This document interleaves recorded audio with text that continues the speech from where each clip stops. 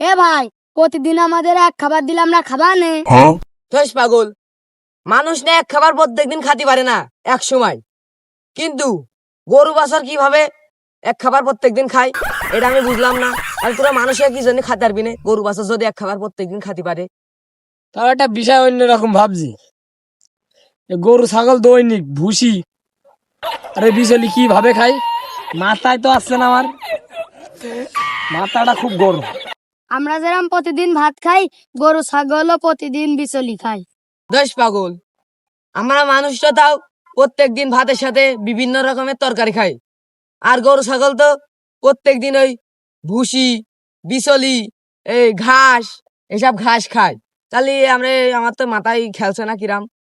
ওরা মনে হয় আসলেই গরু। গরুর মানে চিনি মিনি দিয়েছ।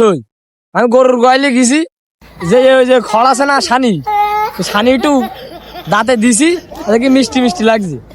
তা ভালোই দেখি লাগছে। বন্ধু জানি তোরাও খেয়ে দেখছ না কিরাম লাগে। এ বন্ধু, তাহলে আমু বাড়িতে খেয়ে দেখ পানে। ও মিষ্টি মিষ্টি লাগে, তাহলে আমার বাড়িতে খেয়ে দেখবে না কিরাম লাগে, দেখি বিশাল স্বাদ লাগে। আমি তাহলে খেয়ে দেখতে পারেন আমার বাড়িতে। এ ভাই, এ তো গরুর খাবার, তোরা খাইস নেই।